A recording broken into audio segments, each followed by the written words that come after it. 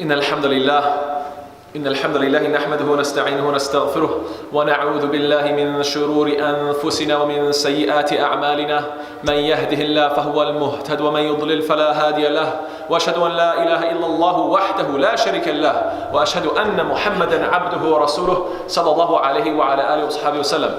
قال الله سبحانه وتعالى في القرآن المجيد بعد أعوذ بالله من الشيطان الرجيم يا أيها الذين آمنوا اتقوا الله حق تقاته ولا تموتن إلا وأنتم مسلمون يا أيها الناس اتقوا ربكم الذي خلقكم من نفس واحدة وخلق منها زوجها وبث منهما رجالا كثيرا ونساء واتقوا الله الذي تساءلون به والأرحام إن الله كان عليكم رقيبا يا أيها الذين آمنوا اتقوا الله وقولوا قولا سديدا يصلح لكم أعمالكم ويغفر لكم ذنوبكم ومن يطع الله ورسوله فقد فاز فوزا عظيما.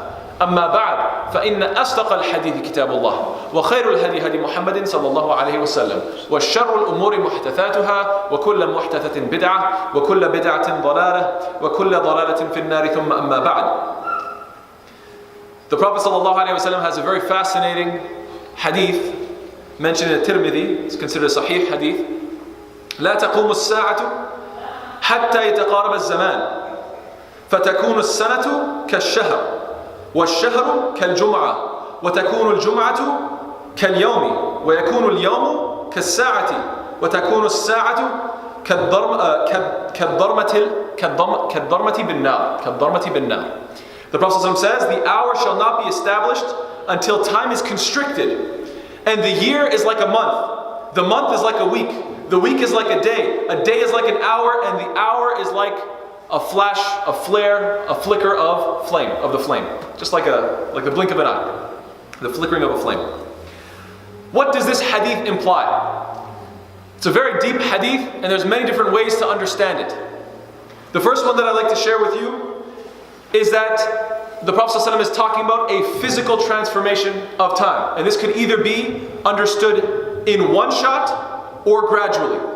So one interpretation is that in one shot, immediately, and near the end of time when the judgment day is established, since the fabric of reality will be falling apart, since the universe will be falling apart, time itself will be experienced differently. That's one interpretation. This is something that we don't feel right now. It will happen later. Another interpretation is that no, this is something that happens very slowly and gradually, and which would explain why it is the case that when we look at the scholars of the past, scholars of today, they wonder, how did they accomplish so much? How were they able to pray so many raka'ah at night? How were they able to publish and write so many books? How were they able to accomplish so much? What is the difference? And one interpretation is that, well, maybe their experience of time was different than the one ours is from a purely physics perspective. Wallahu ta'ala a'lam, that's one interpretation.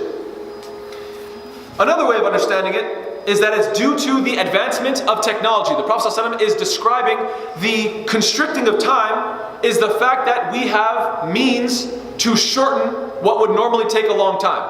For instance, planes, trains, cars. We can move from country to country so quickly. It's as if time is being constricted. It's like everything's getting squashed together. Why? You can be at the other end of the world in just a few hours, like a day and a half. And you can communicate. Another understanding is communication. Before you'd have to write a letter and wait till it gets all the way there and then wait till the response comes back. Imagine now you can have a video chat with somebody instantly. From the other side of the planet, you're looking right at their face and you're having a conversation with them. Furthermore, information. Information is so readily available. Back in the day, you'd have to go figure out at what library is such and such book available. Maybe it's in a different country. You have to go travel there, find the book, transcribe it for yourself, come all the way back. Nowadays, we literally go online, search a few keywords, find the PDF, download it, it's all available, and within literally at the tips of your fingers, within seconds.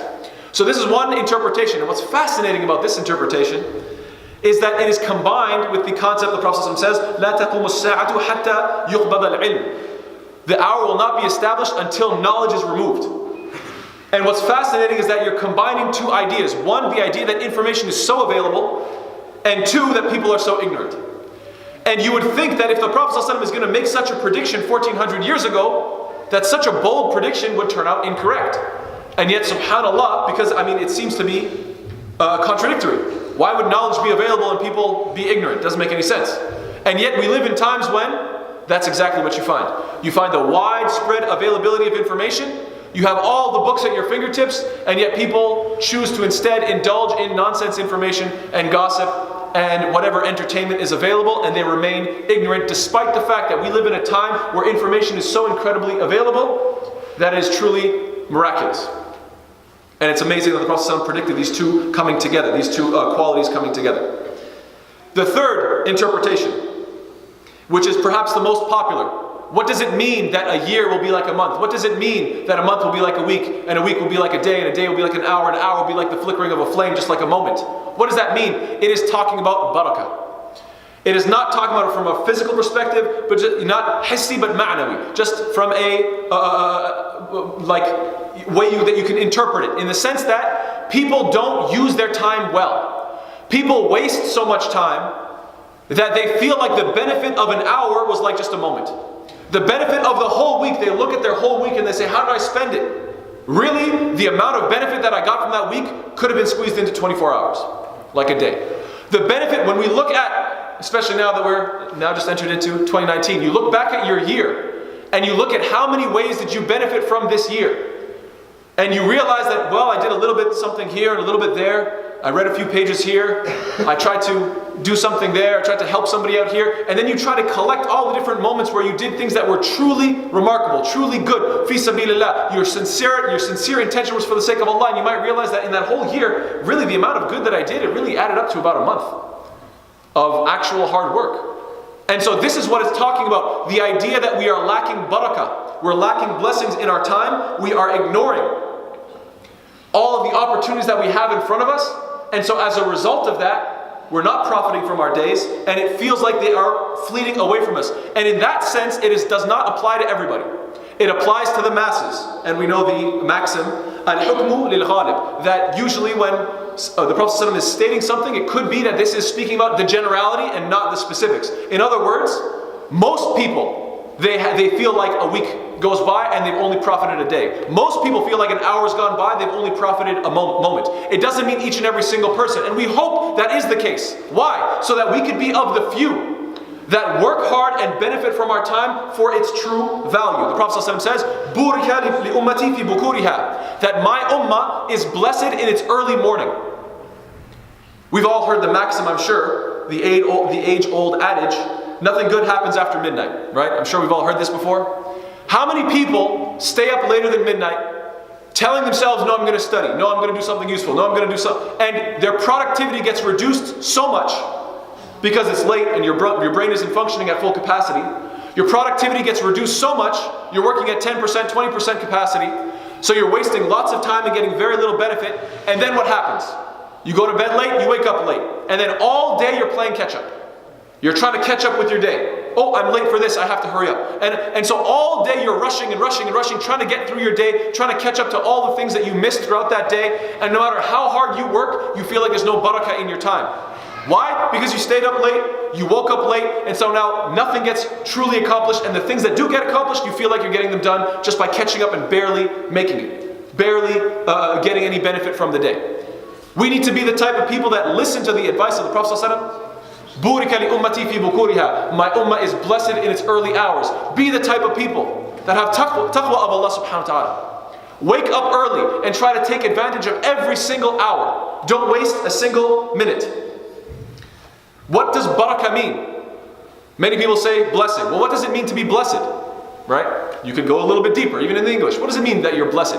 The original etymology, the root of the word barakah comes from the verb barakah, like barakah al-ba'ir, which means that to remain, to stay stationary. Like the animal, the camel, it just wouldn't budge. Barakah al-ba'ir. What does that mean? That when something has barakah, it remains. For instance, you have a large plate of food. A bunch of people come around, they all eat from it, and they are all full. They say, alhamdulillah, that was really great. Look at that, there's so much food remaining. It won't go away. It's still sticking around. There must be barakah in the food. You give charity, fi sabilillah, you give money to this person, that person, then you see you still have lots of money left over. There must be barakah in my wealth. Why? Because it stays put, it remains. A birka is a pond, like a stagnant body of water that just doesn't go away. Birka, that's something that just doesn't, so there's always this concept of remaining. Allah subhanahu wa ta'ala tells us, وَلَوْ أَنَّ أَهْلَ الْقُرَىٰ آمَنُوا وَاتَّقَوْا لفتحنا عليهم بركات من السماء والأرض ولكن كذبوا فأخذناهم بما كانوا يكسبون. And if only the people of the cities had believed and feared Allah. You have to have taqwa. This is the key ingredient. You have to fear Allah subhanahu wa ta'ala. Fear Allah that, oh Allah, you're giving me moments in this day and I'm not using it well. I have fear of you, I'm going to use it better. I'm going to be conscious of you, I'm going to be thinking about you, I'm going to stop wasting my time. So if only they had this taqwa of Allah, we would have opened up for them the blessings from the heavens and the earth. Your time would have more barakah. Your harvest would have more barakah. Your rizq, your provisions would have more barakah. Your work would have more barakah in whatever you do. But they denied the messengers, so we seized them for what they have earned. So Allah subhanahu wa ta'ala tells us in this particular ayah, speaking about certain cities, that because they did not take advantage, they did not have taqwa, therefore they had no barakah, and therefore they were seized and they were punished for their sins. The idea is what? We don't want to be of this group of people. We want to be the type of people that are as productive as possible. And inshallah ta'ala, in the second khutbah, we will talk about a fourth interpretation. That is the third. We will talk about a fourth interpretation of this hadith and how we can understand the constriction of time. Wa sallallahu ala sayyidina Muhammad wa ala alihi wa sahbihi wa sallam tasliman kathira.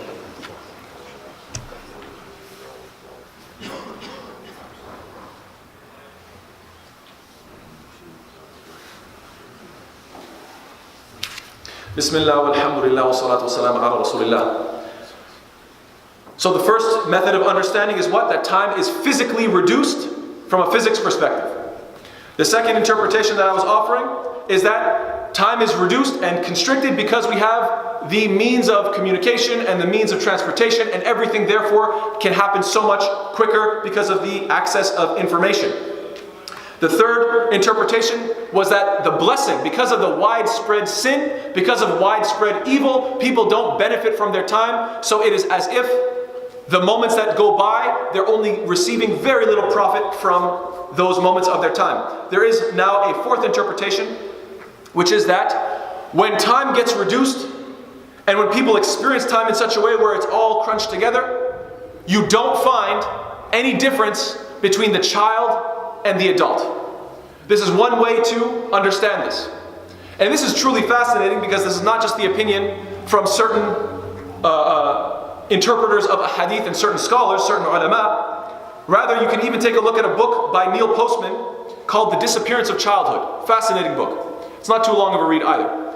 This book, The Disappearance of Childhood, talks about how, and by natural consequence, when childhood disappears, by necessity, adulthood disappears as well. I mean, they both merge together. That's the thesis of the book. The whole concept is to say what? That we are seeing, and by the way, this man wrote this book in the 80s, and it is so much more, every day it becomes more and more applicable. Every day it becomes more and more relevant and true. His whole thesis was that we are witnessing times where you're seeing the disappearance of childhood and adulthood because they're all merging into one. And he gives many different examples. You'll see that we're living in times where, when it comes to clothing, there once was a time where kids dressed like kids, adults dressed like adults. There was a certain understanding. And now you find that young kids, they're dressing very inappropriately. They're dressing as if they're much older. And at the same time, older people are trying to preserve their youth and trying to act like they're teenagers and trying to dress very, very young. That's one perspective. Another one is in terms of food. There once was a time where the idea is that candy is for children, right? Adults eat adult food because your metabolism slows down, so you can't keep up burning all that excess sugary processed nonsense. And so unfortunately what you find nowadays, people are consuming sweets and junk food even at later ages, and they are suffering from obesity as a result of that. Instead of saying, look, maybe the sugary things are for the kids because they run around and they burn it off. This is what candies are for kids. No, and you find that is disappearing. Video games is perhaps the most relevant example, because nowadays, because there was once a time where a video game was for a child. It wasn't too long ago that video games were for children. Nowadays, you'll find that video games are marketed to children and adults alike. You'll find people that are in their 30s and even 40s with video game addictions. And you're thinking, how is this possible? These are toys. I thought toys are for kids. What happened? The world is changing. Language. You find that younger and younger kids are swearing and talking about more and more mature content, more inappropriate content, and you find adults with very weak vocabulary saying words like, and speaking as if they're children. And furthermore, you're finding people making up expressions like 30 is the new 20. I'm sure we've all heard this before, 30 is the new 20. This is a very common expression. And the idea is to say what? Is to say that when you're 20 and when you're young, it's normal to act very immature and to run around and just waste your life. And now that's even appropriate until your 30s. And you're finding that people are not having children, even until their 30s and so forth, maybe 1 or 2 children or maybe none. And so they're avoiding responsibility. Even as adults, they don't want to have kids, they don't want to have families, they don't want to even be settled down in terms of marriage. And in terms of their elders, instead of keeping your parents in your home in their elder age, send them off to an old folks home. It's completely avoiding responsibility from the younger having babies or from the elders dealing with old folks. You just want to be left alone. You want to preserve your youth and constantly act like not really a child, not really an adult, but just sort of this bland in between. Hence the disappearance of childhood and the disappearance of adulthood. There once was a time where the line differentiating children and adults was very clear. And that differentiation came through literacy. There was a time where people had newspapers, and the child would look at mom and dad and see them reading the newspaper. They'd look at that and they would say, it's so difficult to get through. It's so difficult to understand. Therefore, I must have a certain amount of respect for what mom and dad say. They seem very clearly informed.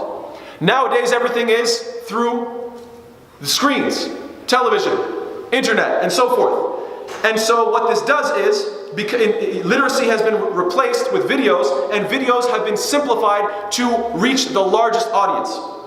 So what you find is, instead of reading about a certain medical process, a certain pill that might help a certain problem in your body, you just see a commercial where there's a body like this, and the pill goes down, and there's like a fire in the stomach, and then the fire gets put out. And now the child thinks, oh, I get it, and the adult thinks, yeah, I get it, and they're both equally informed about how this medicine works. Same thing with the news. There once was a time where the news was actually nuanced because political issues are complex and require lots of nuance in their discussions.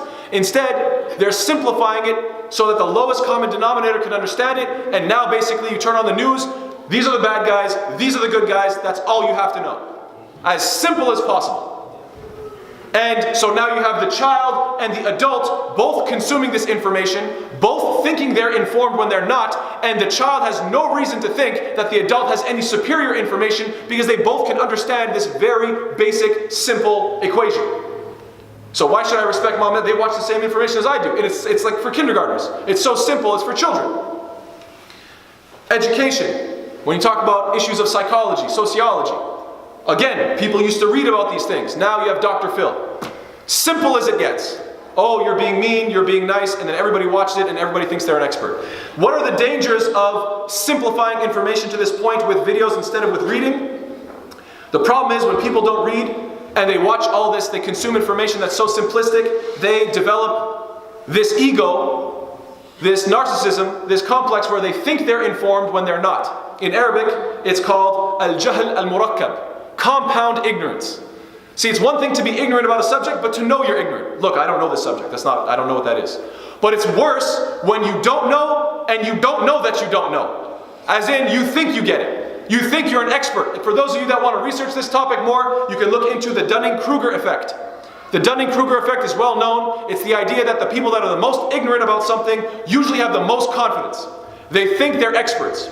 Then when they start to study it, their confidence dips a lot. Because they realize, wow, there's actually an ocean of information out there that I don't know. And only if they are persistent and they keep studying, then their confidence rises back up until they become an expert and they can actually speak with some authority. So the Dunning-Kruger effect, it looks like this. It's this big dip. Confidence is high when you're completely ignorant. Then as you learn, you become less confident. And then inshallah, with many years of expertise, then you go back to confidence again. So Arabic, al-jahl al-murakkab, and in English, the Dunning-Kruger effect. You guys can look it up. What are some other effects of this? Everybody's source of information is the same, therefore there is no respect for authority. We find that young people don't have respect for their elders. Why? Because you can Google it and I can Google it. Who cares? Why do you have more of a superior opinion? If parents take the time to actually read books and have a library and put those books on the library on the shelf, and then the child every day playing, running around back and forth, gets to see that bookshelf increasing and getting bigger, then when they have a problem in adulthood, They say, maybe I should listen to mom and dad. They seem to know a lot. I mean, I can't access those books, but they can. Because television is the lowest common denominator. Television requires no skills and develops no skills. You don't need any skills to watch TV, and it doesn't develop anything. You don't get better. You never heard of anybody saying, oh, I'm getting better at watching television. You never heard of anybody having a disability in watching television. That doesn't exist. But you do have people that have disabilities in reading. And you do get better at reading because it takes skill. So if you want your children to respect you, you need to do something that actually requires some lifting. You need to read books that they look at and say, that's too tough for me. They must be wiser than me. They must know more than me. Because if you just rely on just Googling it every time, then me and you are equal. Therefore, I have no reason to look up to you. I hope we understand this point. So, they've been given, what we see amongst young people is that they see no value in adulthood. They see no value in their parents. They've been given all the answers to questions they've never asked. And they've never seen any distinguishable characteristics to the set of adults around themselves. And this develops a very dangerous arrogance. Now, why is this the case? There are many different theories. One theory is that this is by design. As they say, what's the answer to 99 out of 100 questions? Money. That's the famous expression, right? The answer to 99 out of 100 questions is money. So why is this taking place? Money. Because advertising companies realize that if we can only market to a niche young audience or a niche older audience, then obviously our profits are going to be much smaller. But if we can create a video game that can be played by a 6-year-old or 7-year-old as well as a 40-year-old, we are going to cash out. We're going to make so much money.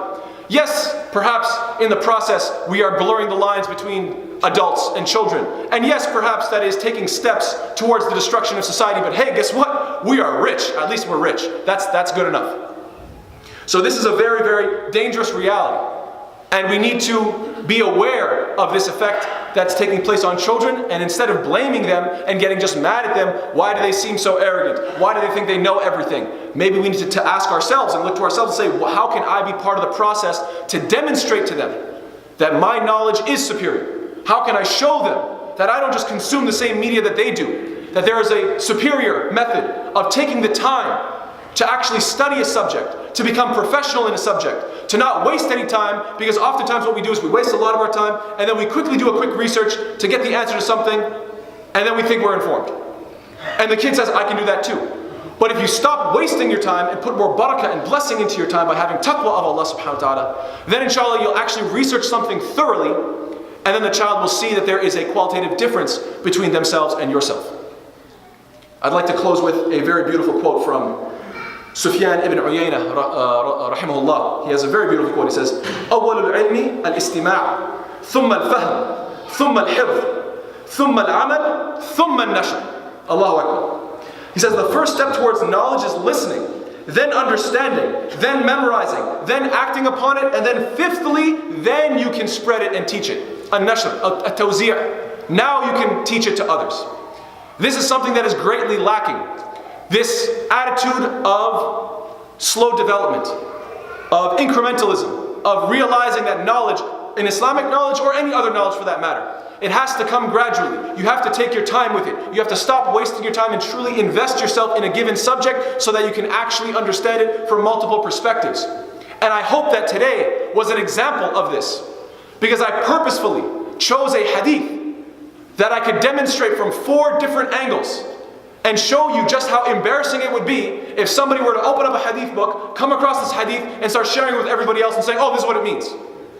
Do we understand that actually when you research into a hadith and you see the scholarly interpretations, you can have up to 4, and by the way, there are more. I have more, I just didn't know I couldn't squeeze it into the time. Some of them are too detailed. But I just wanted to demonstrate with this one hadith that I started with, that you can look at it from, I gave 4 different perspectives. For what purpose? So that we can have a little bit of respect for Islamic knowledge.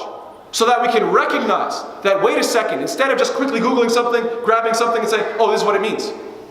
We should have, slow down a little bit. Maybe I should try to respect scholarship, respect expertise, take my time with something, truly learn a subject before I start to teach it. Let's all remember these 5 steps that Sufyan ibn Uyayna, he mentions, rahimahullah. What are they? أول العلم الاستماع ثم الفهم ثم الحفظ ثم العمل ثم النشر. For the first step of knowledge is to listen. then to understand, then to memorize, then to act upon it, and then, fifthly, then you can spread it and teach it to others.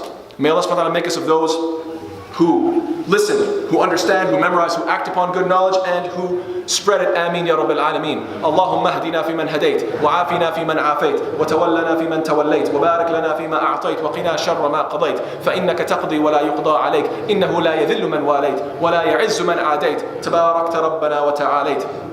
ربنا آتنا في الدنيا حسنة وفي الآخرة حسنة وقنا عذاب النار وصلى الله على سيدنا محمد وعلى آله وصحبه وسلم تسليما كثيرا وأقم الصلاة.